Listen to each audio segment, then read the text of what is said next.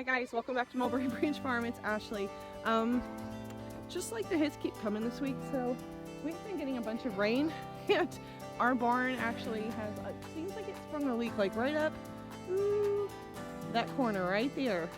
And our electric box is right below that on a post, so the water's been coming in through the top and running down, and actually got onto our electrical box last night, and I came in and the lights were off, so I flicked the breaker and figured out something must have just tripped it. Yeah.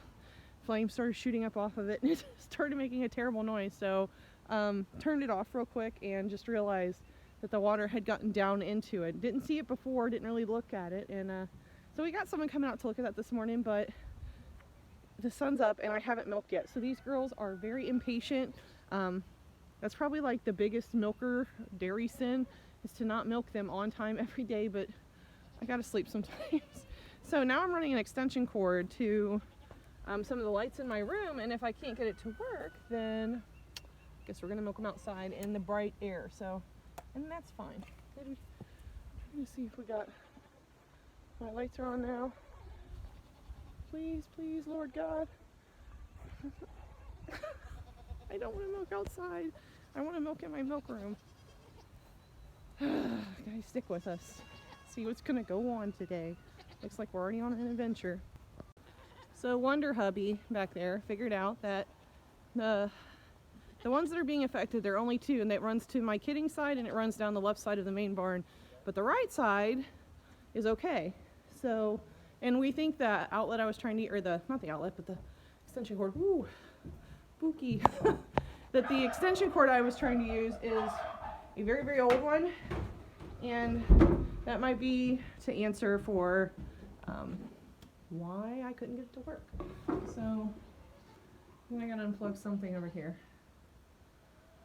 I just want to milk my goats.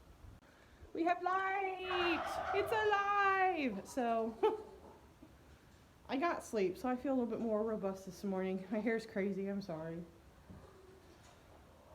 I milk my goats in the morning when nobody usually sees me except for you guys. So I'm gonna start bringing the girls in. Husband was awesome, got it working, so you can see I've got light. My babies back here have light. So, all right, let's get the day going. The morning cleanup crew's in here. June's licking up any milk, and this little ragged looking salmon fabril is cleaning up all the icky bickies or pieces of grain that fell on the ground, so nothing's going to waste.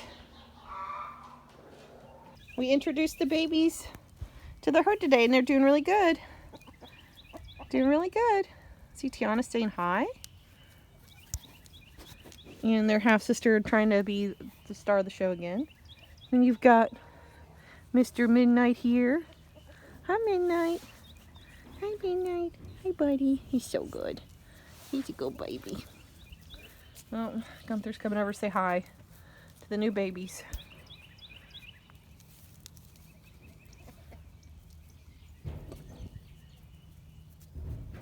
About time to shear this guy. About time to shear this guy. Oh, God. Dilly and Mark having a love-hate relationship.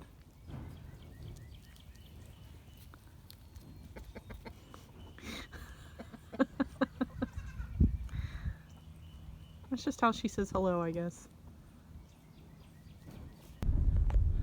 Alright, adventure part 2 of the day. They're working on our barn right now, which is awesome. So, and I feel weird because you guys always see me with a hat on, so I keep wanting to do this, but I can't. So we're actually driving to the vet. We have the two newest widows with us.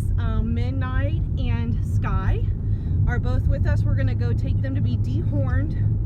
And, you know, it's kind of weird right now because everybody's practicing social distancing. So, like, my vet comes and checks us in at the car, and these guys, it won't be too bad because I'll just be holding them while he takes an iron to their widow heads. So anybody that's gone through this, it hurts for a couple seconds. That iron's on their head for about 5 or 6 seconds a piece till they get that nice copper ring to kill the nerves around it and to kill the blood off the top of the skull. So they're looking for that copper iron ring, but we are going to go ahead and take them right now to our vet.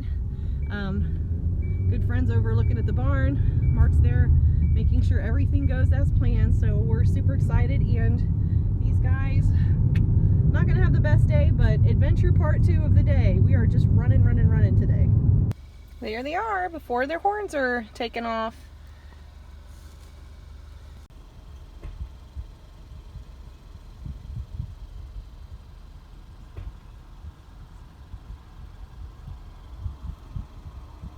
Are you overweighting? Are you overweighting for this? So they just took them back.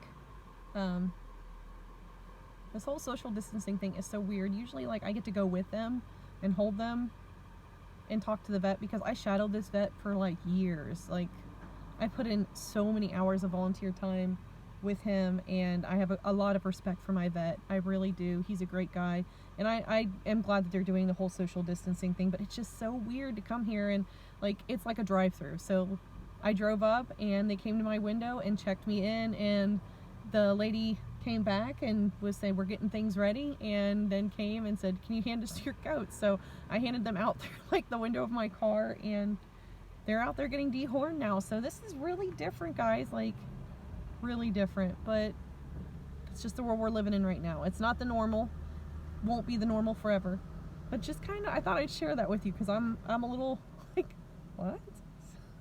They're back. They're back.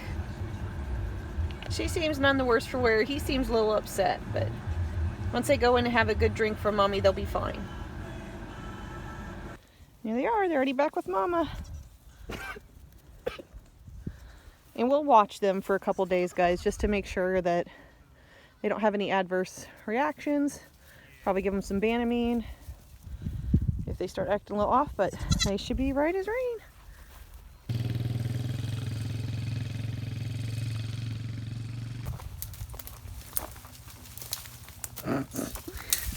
Actually, gay. Up, huh? Yeah. Clearing out Honeysuckle, aka treats for the goats, right? Honeysuckle is everywhere. So invasive.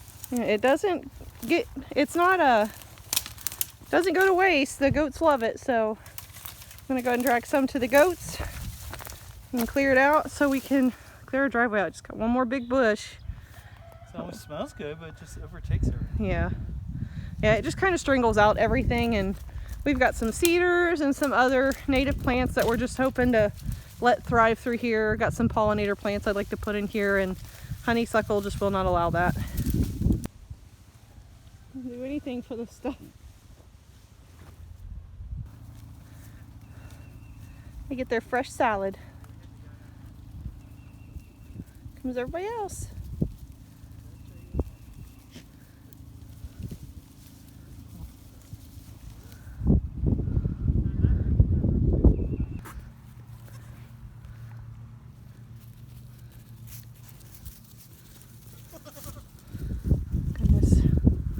Sky, nobody wants you to be on camera.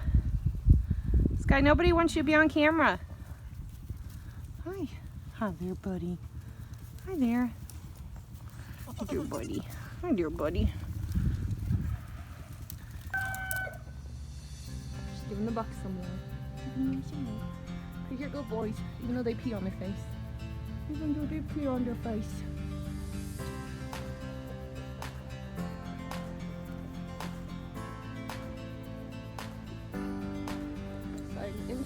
He's so handsome. Daddy shooting blanks.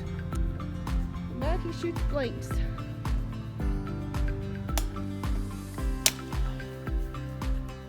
We've been hard at work down at the buck pen getting our pen all ready. Mark's taking off all of these old panels. We put on a whole bunch of different boards on up here, so hopefully the work's getting ready to conclude. So we're rounding out on the last part of our weekend, and this was the old buck fence. And as you can see, there's no more panels. We're actually going to take these panels and use them over here to patch up against our neighbor's side so that our does don't get out on their side and cause trouble. But look, here's how bad they were. I'm going to roll you a clip of us pulling one of these out. We did not set them right the first time, and we had boar bucks in here, so like miniature cows. So, all right, guys, enjoy.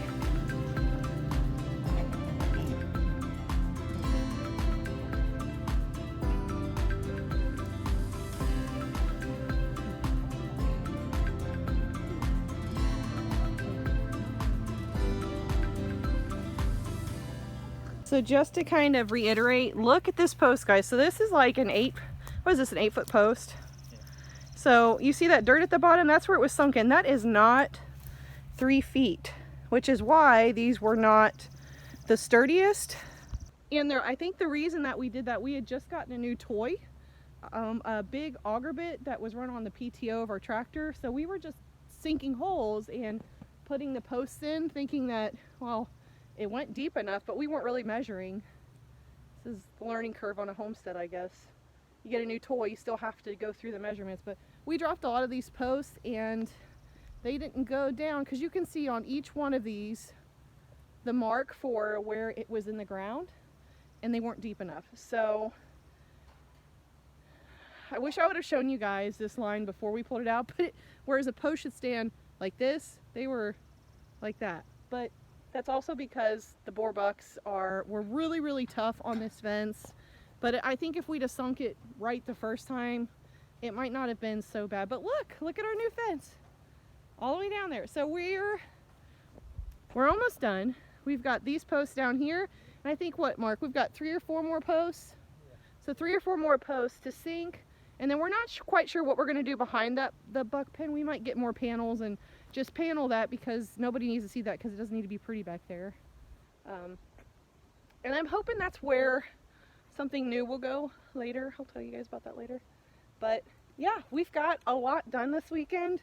I know it's kind of a hodgepodge and we're all over the place, but hey, such a spring, the seasons change, things start to gear up, and we have like a million projects going on at one time. So I'm going to try to not be scatterbrained. I'm going to hope that my phone keeps up with its weird storage thing where it keeps telling me it's full and it's not. So I think that's going to be it for this weekend, guys. We've got a couple more things we're going to be working on. I'll bring you back in on that on our next episode, so stay tuned. And with that, since we're signing off, if you found yourself enjoying this video, please go ahead, drop us a like, leave us a comment, and subscribe. Helps us out a whole bunch.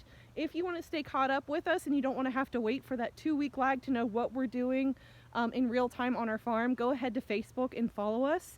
We're also on Instagram. I will post those links down in the description below. But until next time, guys, thanks for being with us.